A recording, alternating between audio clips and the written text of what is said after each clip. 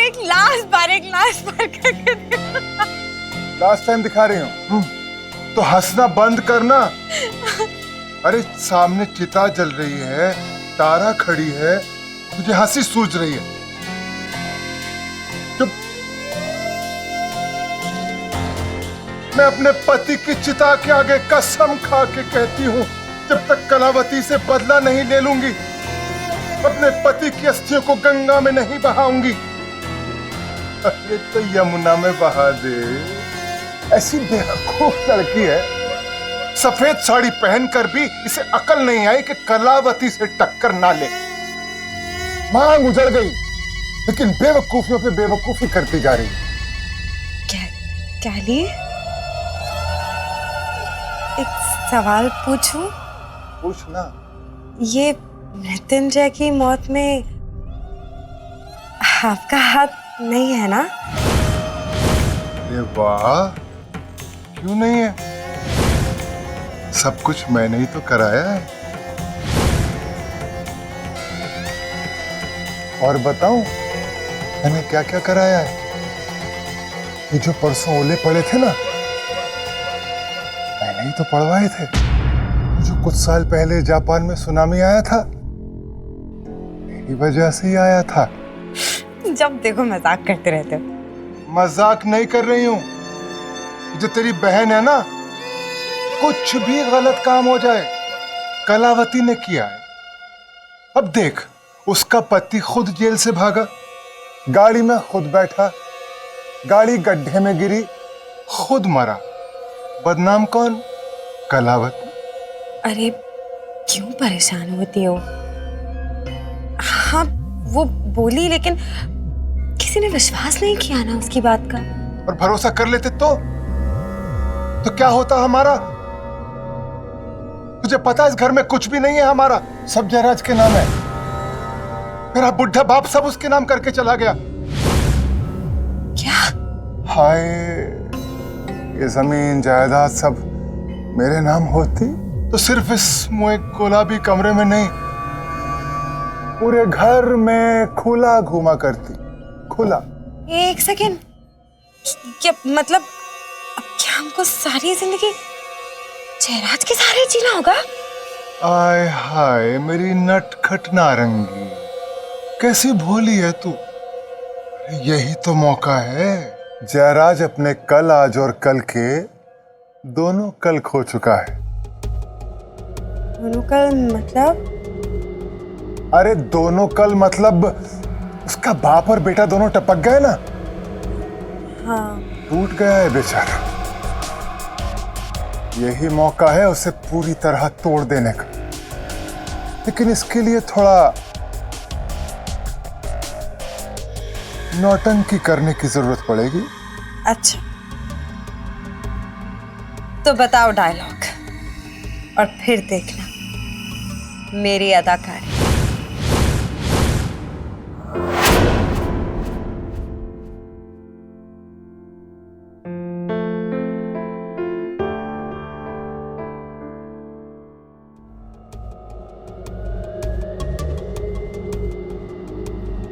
देवर जी,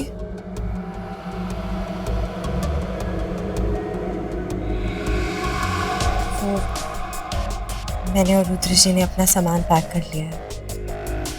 हमने तय किया है कि हम ये घर छोड़कर चले जाएंगे।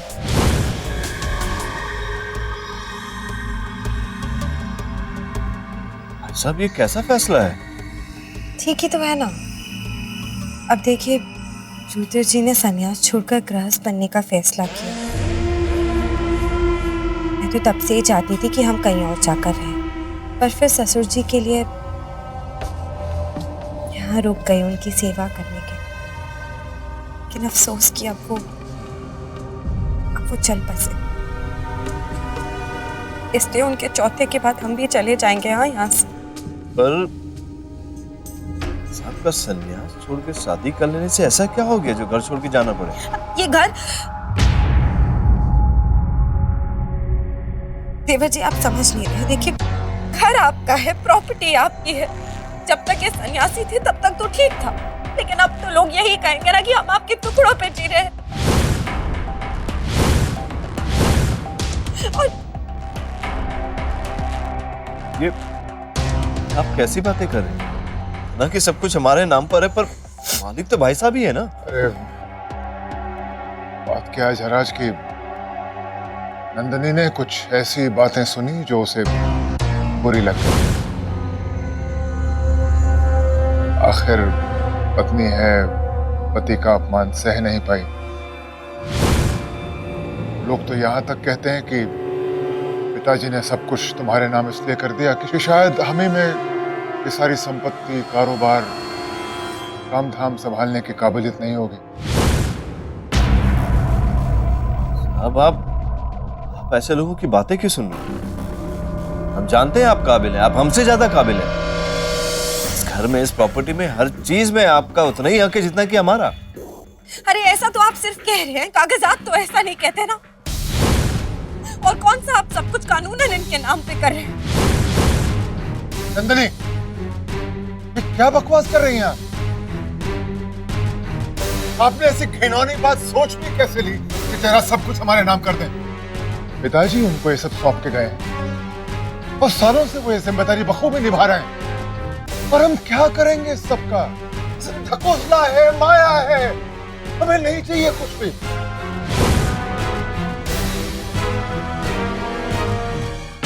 हम वहीं रहेंगे जहां आपने सोचा है, उसी छोटे से घर में जो हमने देखा है। आइए चले। आप लोग कहीं नहीं जाएंगे भाई साहब। आप इस घर के बड़े हैं, हर चीज पर आपका पहला हक बनता है। हम अभी वकील साहब को बुलाते हैं और कागजात बनवाते हैं।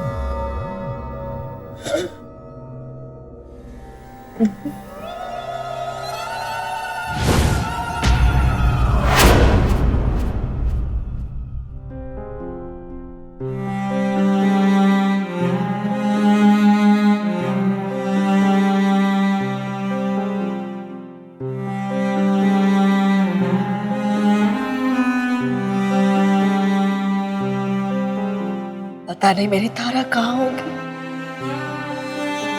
किस हाल में हो।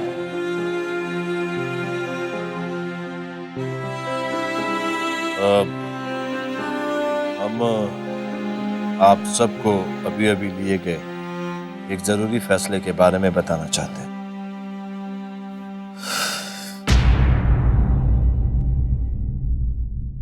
हमने ये तय किया है कि हम अपना सब कुछ, यानी कि ये घर, सारा कारोबार, सब कुछ हम अपने बड़े भाई साहब रुद्र प्रताप के नाम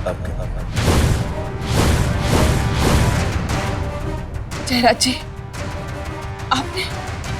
आपने हमने बहुत सोच समझ कर ये फैसला लिया है।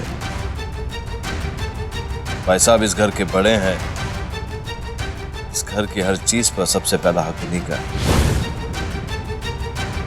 और हमें यकीन है कि अगर पिताजी की हालत अच्छी होती तो शायद ये फैसला वो बहुत पहले ले चुके।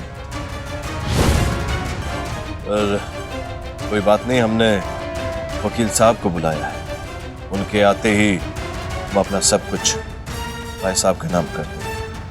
आप ऐसा नहीं कर सकते मिस्टर जयराज।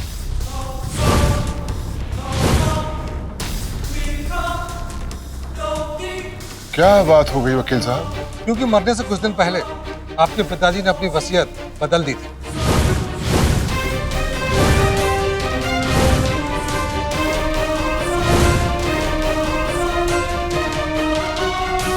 और अपना सब कुछ जयराज शेखावत की बहू तारा शेखावत के नाम कर दिया।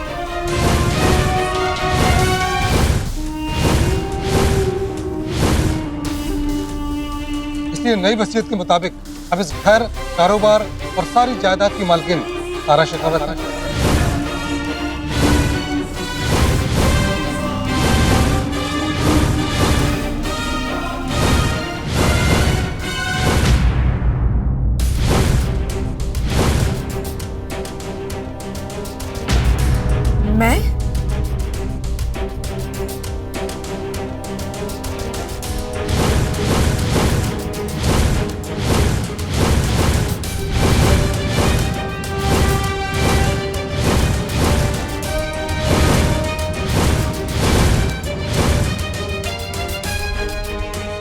मिसेस तारा शेखावत, जी हाँ। मैं आपके परिवार का फैमिली लॉयर हूँ, देवेंद्र सलूजा। मुझे आपको धन्ना सिंह शेखावत जी की, मतलब आपके पति के दादाजी की लिखी हुई वसीयत आपको देनी है। पर मुझे क्यों? क्योंकि वसीयत के मुताबिक उनकी मृत्यु के बाद उनकी सारी प्रॉपर्टी, सारी जायदाद अब आपके नाम हो गई।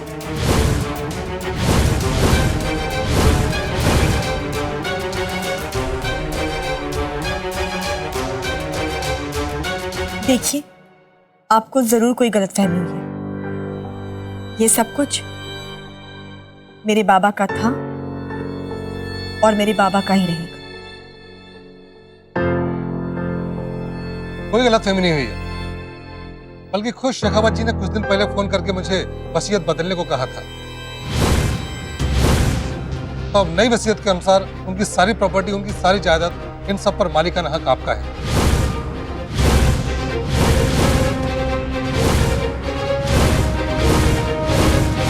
ये लीजिए वसीयत की कॉपी।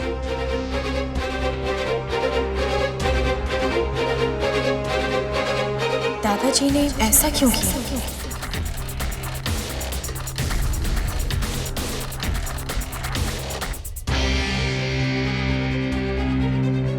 अच्छा, मैं चलता हूँ।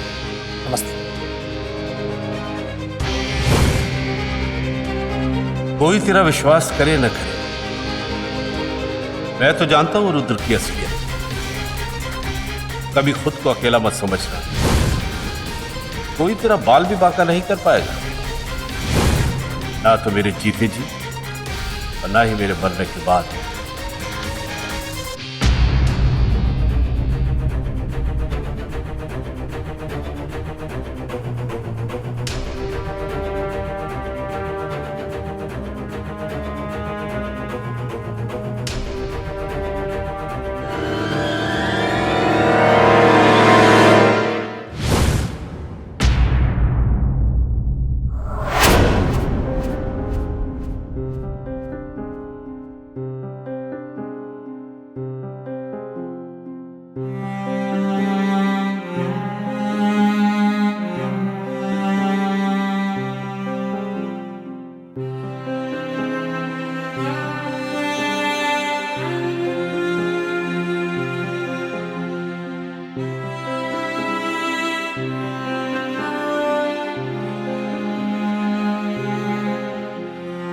कहाँ थी तुम अब तक?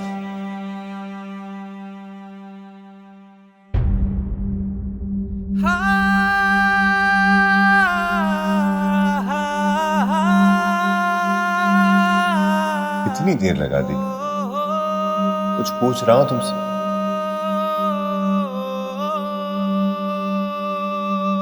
कुछ बोलोगे भी या नहीं? ऐसे क्या देख रहे हो? ओए होए, इतनी बेकरारी पतिदेव। 1 घंटे के लिए तो बाहर गई थी, इतने में इतना मिस किया। और नहीं तो क्या? सिर्फ मैं ही नहीं, ये टेबल, कुर्सी, दरवाजा, खिड़की, बुक शेल्फ, सब तुम्हें मिस कर रहे थे। अच्छा, 10 मिनट में इतना हंगामा हो गया? तो 10 मिनट कम होते हैं क्या?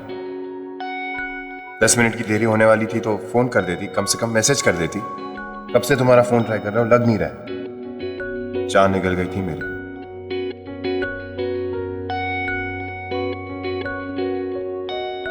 आहा पतिदेव, सब जानती हूँ मैं। जब मैं घर से बाहर रहती हूँ तो इन किताबों में घुसे रहती हो तुम, और अब जब मैं आ गई हूँ तो एक्टिंग कर रहे हैं कि मेरे ना आने से जान चली जाती है। कुछ भी।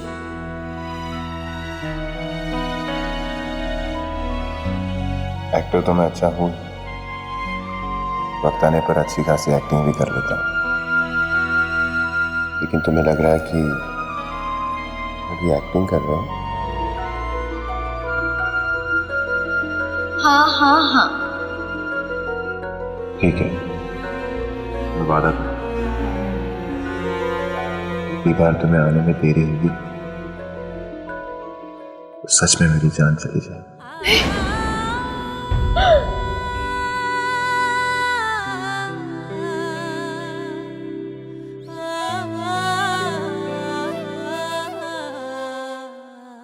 जोसेफ, आप दोनों जाकर बाहर सबको ही जूस दे दो। पता नहीं सुबह से किसी ने कुछ खाया है कि नहीं।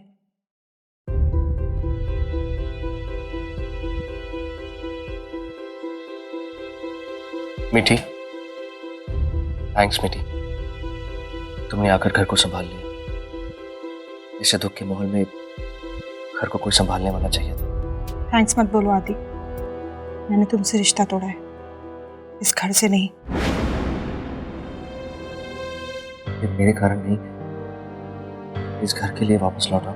सच में मीठी, इस घर को तुम्हारी बहुत जरूरत है और उतनी मुझे भी। झूठ मत बोलो आदि, मैंने देखा किस तरह से तुम्हारी और इस घर की सारी जरूरतें नंदू पूरी कर रही है।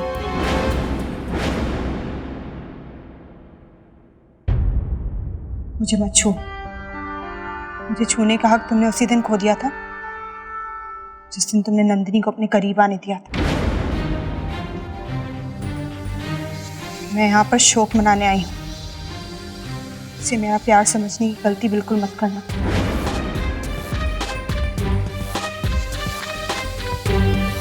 मीठी,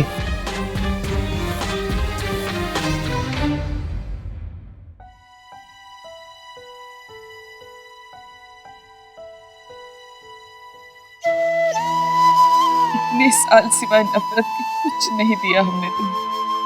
अपनी माँ के पास होते हुए भी हमेशा दूर रहते। इतने साल उस ममता के लिए तरसते रहे जिसके तुम हकदार थे, पर तुम्हें मिली नहीं।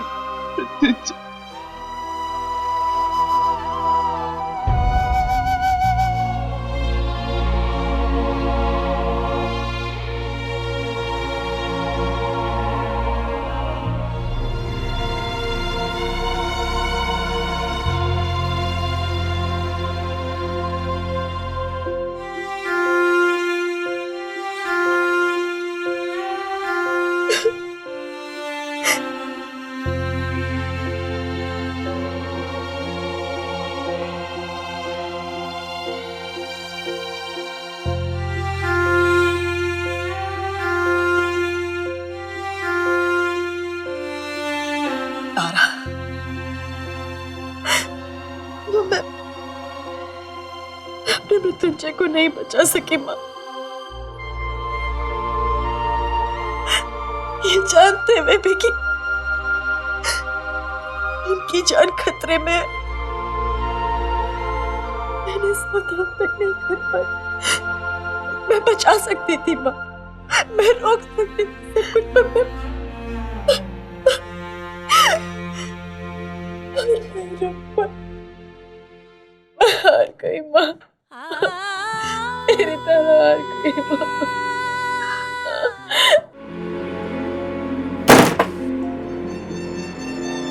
वक्त 2 टके की छोकरी तारा, कूड़े की जनी, मेरी आंखों में धूल ठोक के चली गई। ये अच्छी खासी सोची समझी चाल मुझे पर उल्टी करके बाजी मार के चली गई। अरे सब गलती मेरी है। इस बुढ़े को, अपने खूसट बाप को घर में आते ही मार देना चाहिए था। हाँ। ओहो, पतिदेव, इधर आइए, इधर आइए। कितना गुस्सा करते हो, ये लो थूक दो इसमें गुस्सा।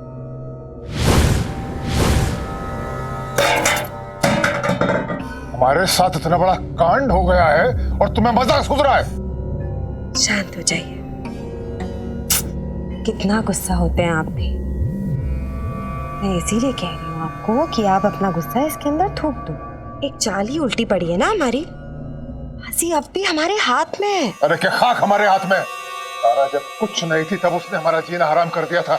अब तो वो यहाँ की मालकिन है, उसके हाल करेगी। शतरंज की चाल नहीं समझते क्या? कैसे होता है उसमें, कभी हम किसी का ऊँट मारते हैं तो कभी कोई हमारा घोड़ा। पर जब तक राजा रानी सलामत रहते हैं तब तक बाजी खत्म नहीं होती। चलो अपनी अगली चाल के बारे में सोचते हैं। अच्छा, अच्छा बता, क्या सोचेगी? अरे हम औरतों में वो जो गुण होता है, चुगली। प्रिया चरित्र। हाय हाय, प्रिया चरित्र।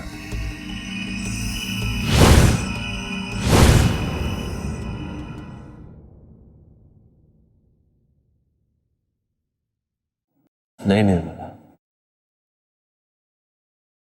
अगर आप ही इतनी कमजोर पड़ जाएंगी तो हमें कौन संभालेगा? आप तो जानती हैं कि हम कितनी बुरी तरह से टूट चुके हैं। तारा बहू जिस तरह से अस्थियों का कलश लेकर आई, एक पल को हमें ऐसा लगा जैसे हमारे बेटे की अस्थियां तो नहीं। नहीं जयराज जी, ऐसे कैसे हो सकता है?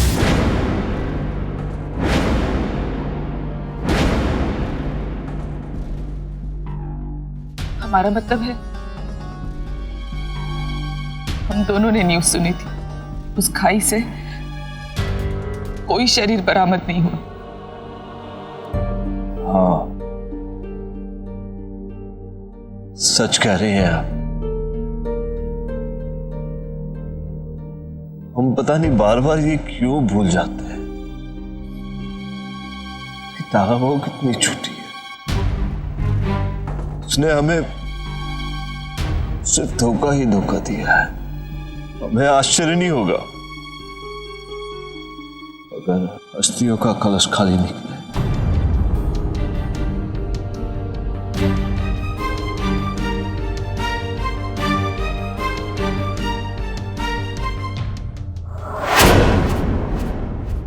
अपने मृत्युंजय के शरीर को जलता हुआ देखती रही माँ, अपने प्यार को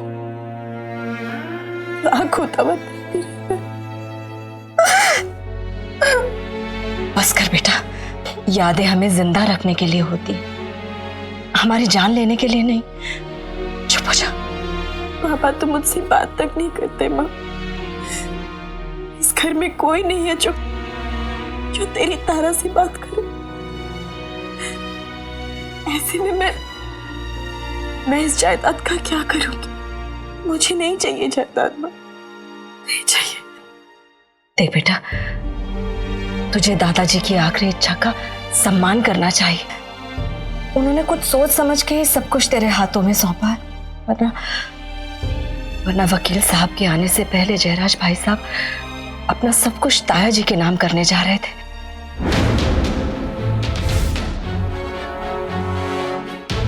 क्या? शायद दादाजी को इसी बात का डर था, तभी उन्होंने सब कुछ मेरे नाम कर दिया, ताकि मैं उनकी धरोहर को संभाल कर रख सकूं।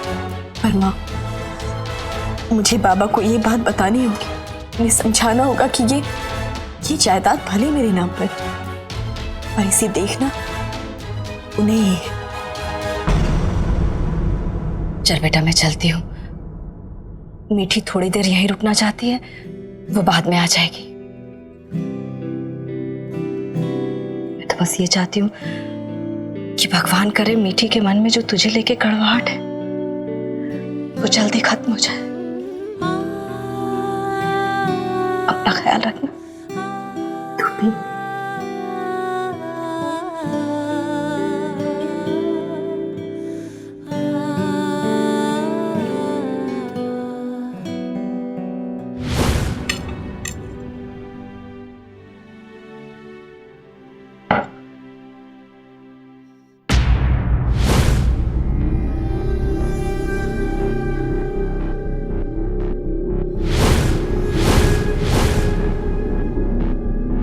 सब क्या है?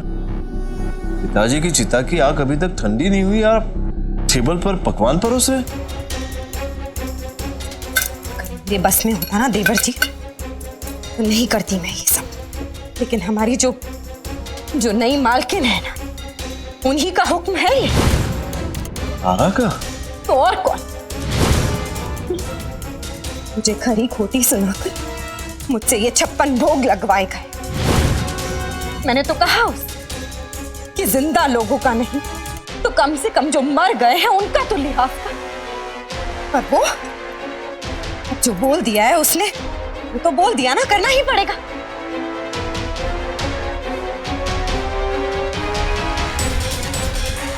पापा, मैं आपसे कुछ बात करना चाहती हूँ। पहले आप ये बताइए कि सबका क्या मतलब है। अरे अरे, आप इस घर की बड़ी मालकिन है, आप क्यों आए यहाँ बात करने? जबकि तुम अच्छी तरह से जानती हो कि इस घर में कोई भी तुमसे बात नहीं करना चाहता। तू चुप कर नंदू, मैं तुझसे बात करने नहीं आई, मैं बाबा से बात करने आई। आप कुछ पूछ रहे थे ना बाबा, पूछिए। वाह वाह, क्या बात है। घर की बड़ी बहू को चुप रहने को कह रही है। देखो जरा, ये जो घर की नई मालकिन बनी है, जो असल में इस घर की कुछ नहीं लगती है, अपनी मनमानी करना चाहती है मुझको चुप कराकर। ऊपर तो देखो जरा इसके। रुद्र जी, रुद्र जी, अरे देवरानी जी, आइए नीचे, देखिए जरा, देखिए। तू पागल हो गई है क्या? सबको क्यों बुला रही है? हाँ हाँ, तू तो यही जाएगी ना कि मैं नहीं बुलाऊं सबको, ताकि इसमें कोई भी तेरी ये नौटंकी ना देख पाए। नंदू बस कर। क्यों क्यों बस करूं? वो बचपन से लेके आज तक ऐसा ही करती आई है। समझी मारती थी और मैं जरा सा छू क्या लूं, पूरे घर में हल्ला मचा देती, और माँ तेरे ही तरफदारी करती, प्यार जो करती थी तुझसे सबसे ज्यादा। चुप कर तू। क्यों क्यों चुप कर? हाँ, बुरा लग रहा है, बुरा लग रहा है कि तेरी पोल खोल रही है सबके सामने। बोल बोल ना, बोल। हाँ, बचपन में जब भी महंगी गुड़िया पसंद आती थी ना तुझे, तो रो रो के बाल्टी भर आंसू बहा देती थी, ताकि माँ तुझे प्यार में आके वो गुड़िया दिला दे। हाँ, बहुत झूठ बोलती हूँ क्या मैं? चाहे उसके लिए कितने दिन हमें भूखे पेट क्यों ना सोना पड़े। बस कर नंदू। तो फिर बोलना सच, बता सबको कि तू ऐसी ही नकली आंसू बहाती और नकली आंसू बहा के सबकी सहानुभूति हासिल करती है। दादाजी को भी ऐसे ही तूने अपने जाल में फंसाया और सारी जायदाद अपने नाम पे करवा ली।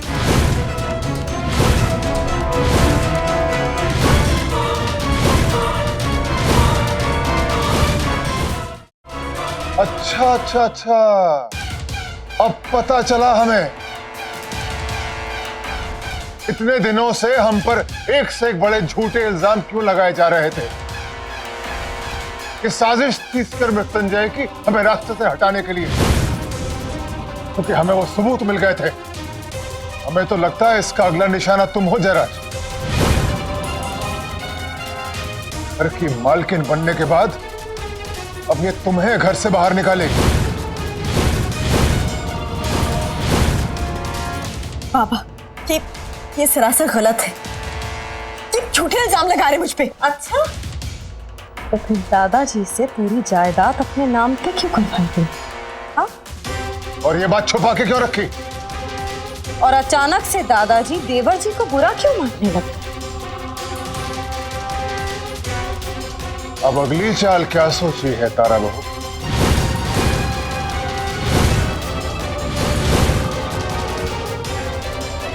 देखो, अगर आपके मन में कोई भी गलत विचार नहीं है तो आज अभी इसी वक्त सब कुछ भाई साहब के नाम कर दो।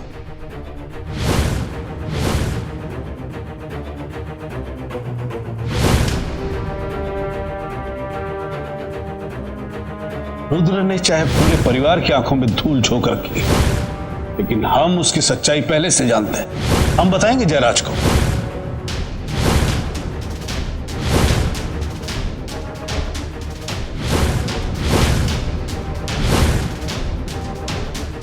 मैं ऐसा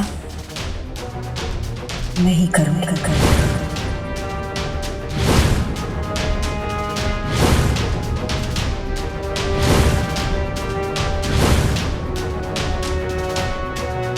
अरे तुम भूल रहे हो जयराज, इसे हम पर भरोसा नहीं है। कोई बात नहीं, कोई बात नहीं तारा बहू, तुम्हें बाबा पर तो भरोसा है ना? बाबा सब कुछ आज दोबारा जयराज के नाम कर दो। ठीक है, कर दो नाम जयराज के।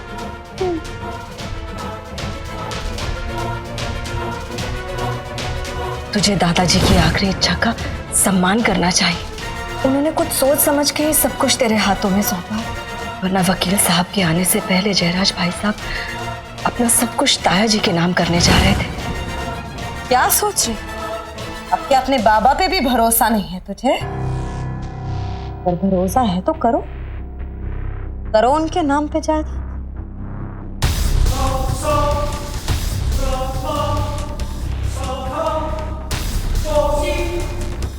बहुत भरोसा है बाबा पर,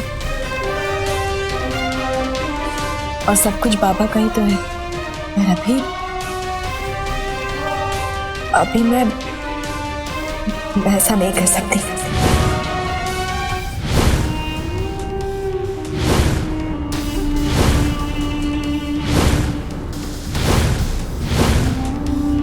बाबा, बहुत जल्द आपको पता चलेगा कि मैंने ऐसा क्यों किया।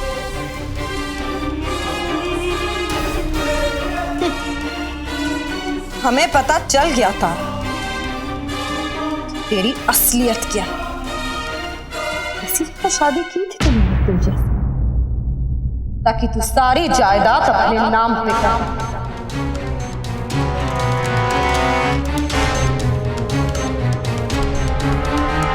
आज तुझे मिल गए।